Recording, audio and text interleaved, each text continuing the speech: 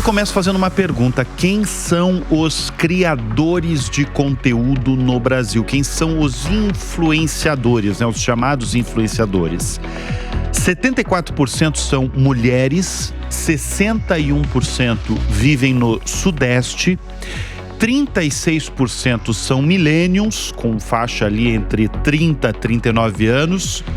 Tem mais, espera aí, 40% possuem menos de 10 mil seguidores e 78% tem até 50 mil seguidores. Tem mais um pouquinho, 76% tem o Instagram, a sua maior audiência, mas 73% também está no TikTok. Todo esse levantamento que eu estou falando foi lançado pela Squid, que é uma empresa de tecnologia, líder aí em marketing de influência baseado em dados.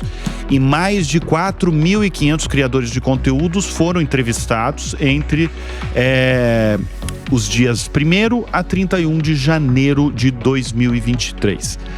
Tô falando tudo isso porque quem tá do meu lado é o CEO e fundador da Squid, o Felipe Oliva. Felipe, brigadíssimo pela presença aqui no HunterCast. Eu adorei essa pesquisa porque faz um retrato aí dos chamados criadores de conteúdo do Brasil e dos influenciadores, né?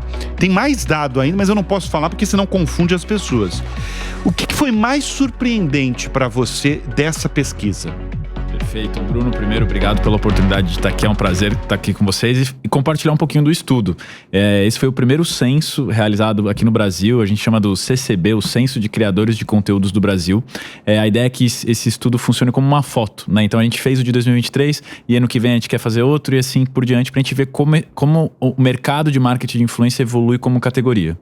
E acho que o que mais me chamou a atenção, e era dos principais motivos que fez a gente fazer esse censo, é que tem muita gente falando sobre o mercado de marketing de influência, tem muita...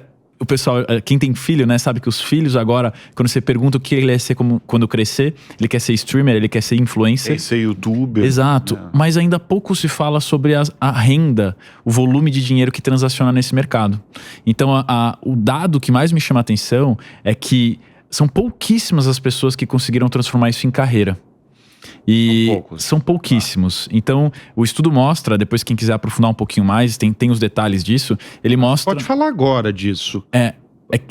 Pode falar, vai. É que a quantidade, eu não lembro de cabeça, mas é uma quantidade super pequena mesmo de quem conseguiu substituir sua renda primária por marketing de influência. Não tá nessa pesquisa, foi uma pesquisa anterior, acho que do ano passado, que o Brasil tem 500 mil influenciadores. Parece que tem mais do que dentista, mais do que um monte de profissão. Essas coisas que só acontecem no Brasil, né? Se comparar, eu acho que com outros países, o Brasil talvez seja líder, aí, um dos maiores mercados de influenciadores, né? Você tem uma explicação por que o Brasil é tão forte aí no... A gente tem várias hipóteses, né? A gente acredita que nós brasileiros, o povo é muito criativo, né? Então a gente adora entretenimento.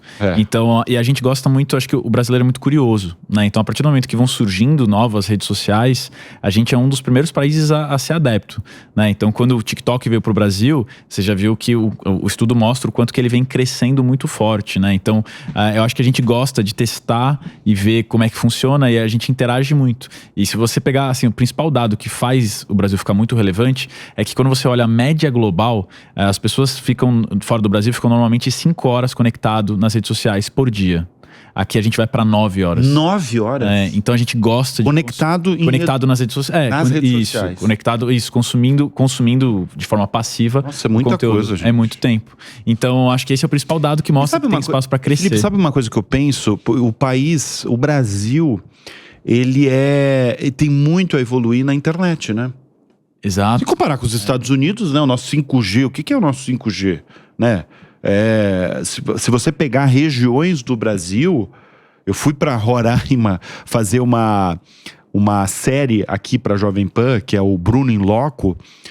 Lá tinha dificuldade 3G, sabe? Não tem 4G sabe, no estado. É verdade. Né? A gente vive em São Paulo, a gente acha que tá tudo bem aqui. Então imagina quando a internet for rápida de fato, né? Com certeza. Tem uma série de... Deixa eu voltar com aquela tema de que mais te chamou atenção na pesquisa, que é o tema das finanças. Desses 500 mil, evidentemente que pouquíssimos ganham dinheiro. Você tem uma base de quanto ganha um influenciador no Brasil? Hoje ela varia muito de acordo com a categoria que ele tá.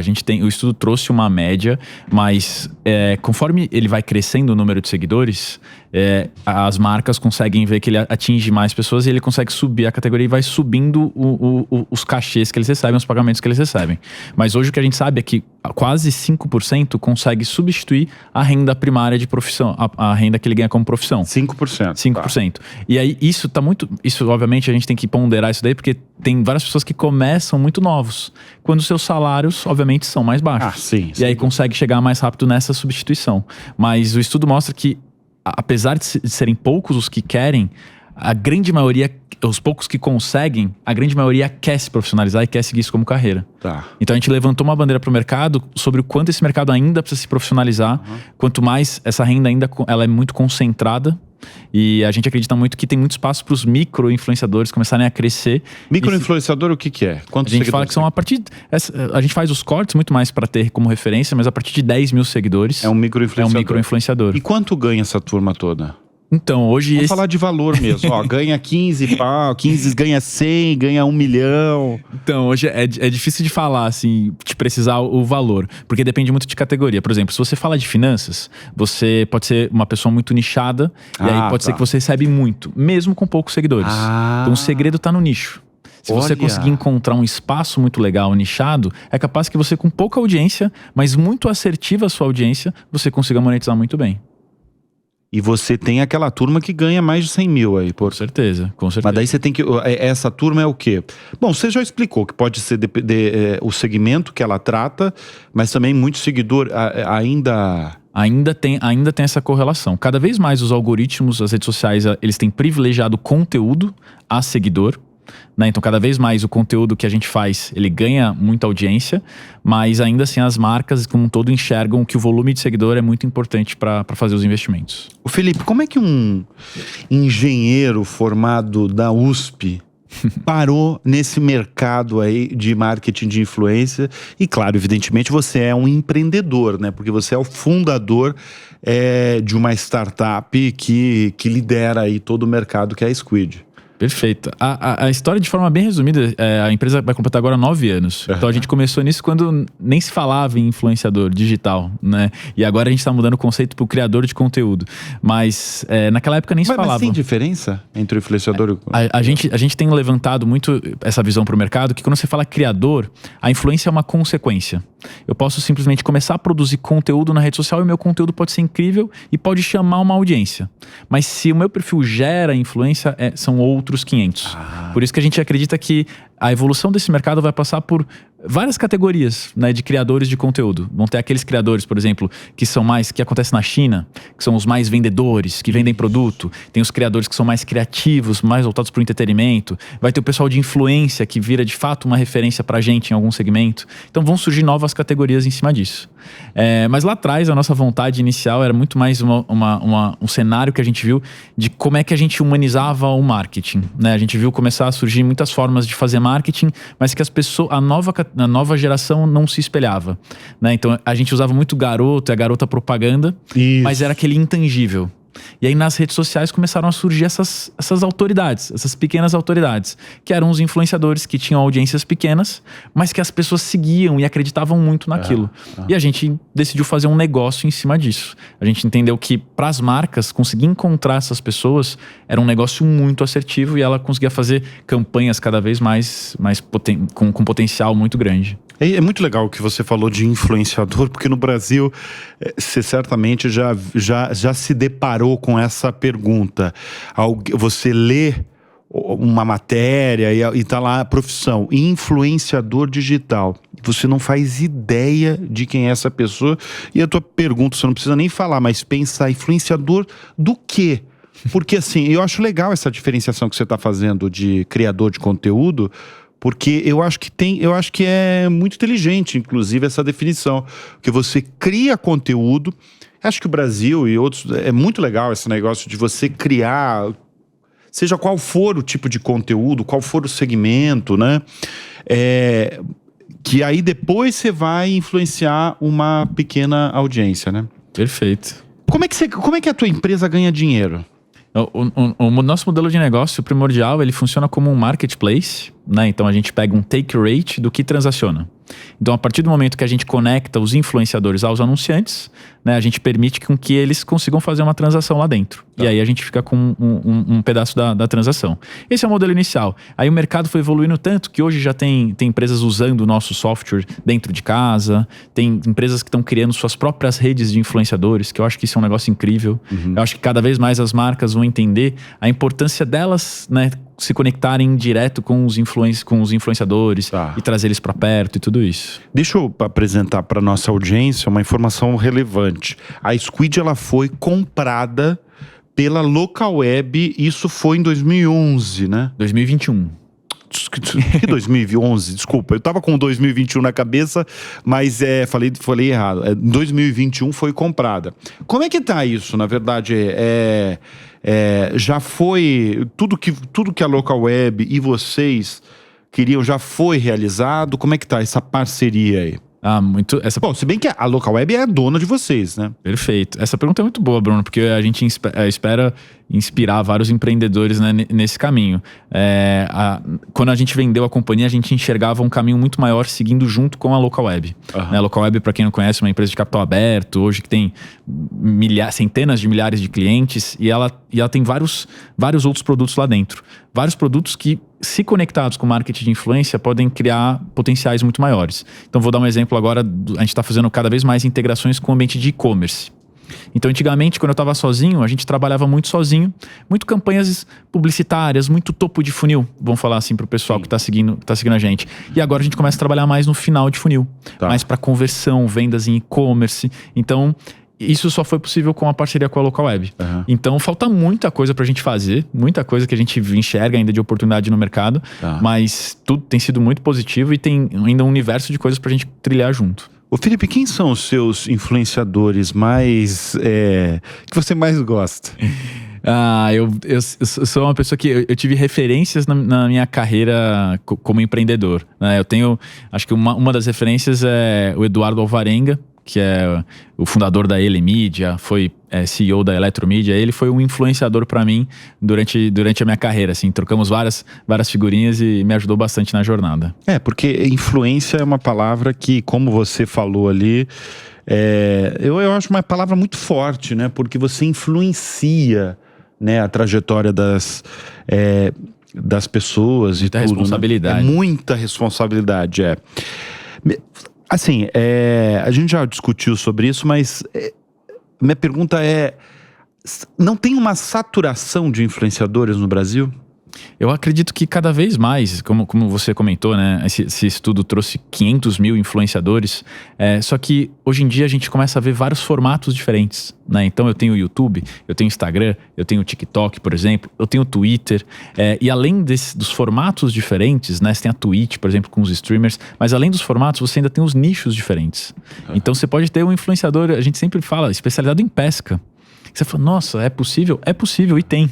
Né? Então, acho que com o volume de segmentos que tem, eu realmente acho que não. Acho que ainda tem muito espaço. A dificuldade atual está muito mais competitiva.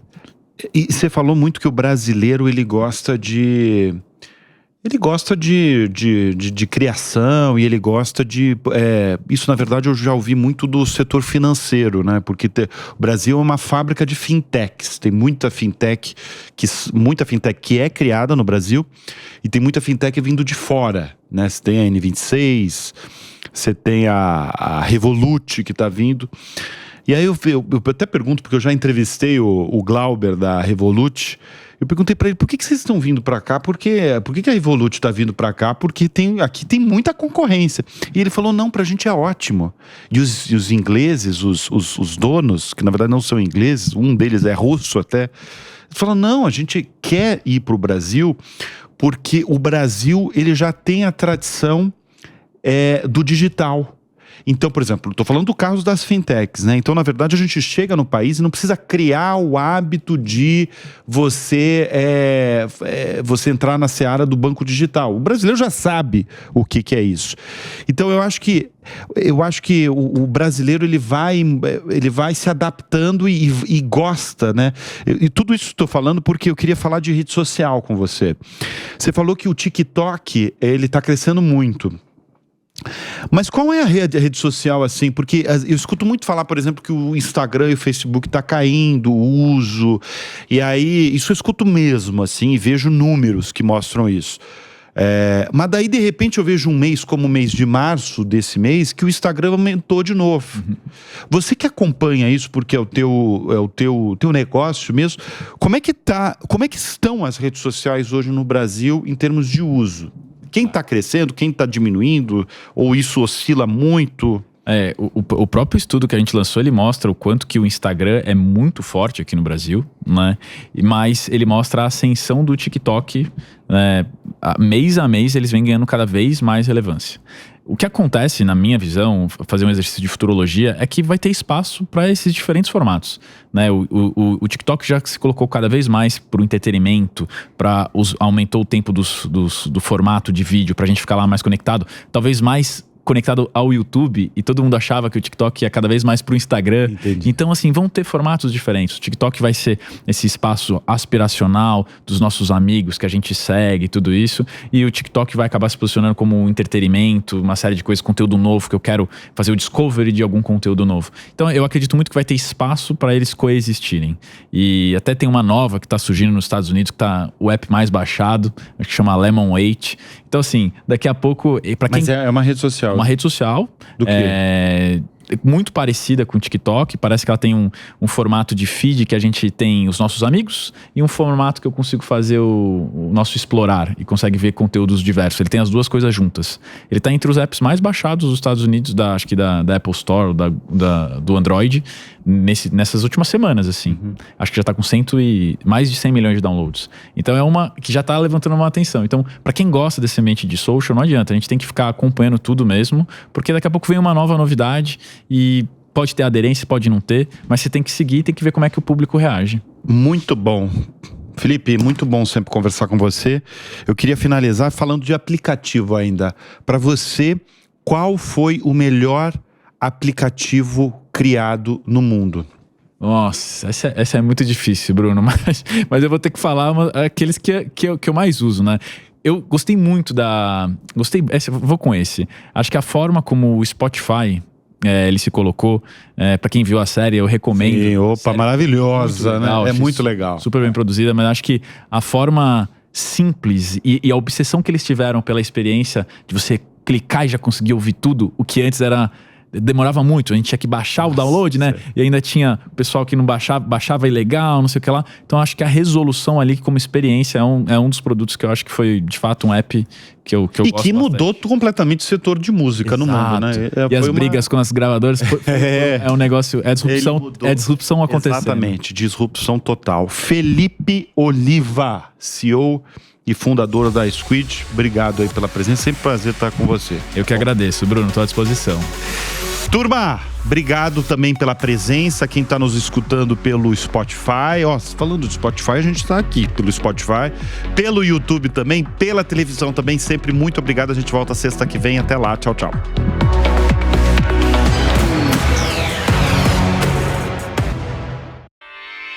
Realização Jovem Pan News.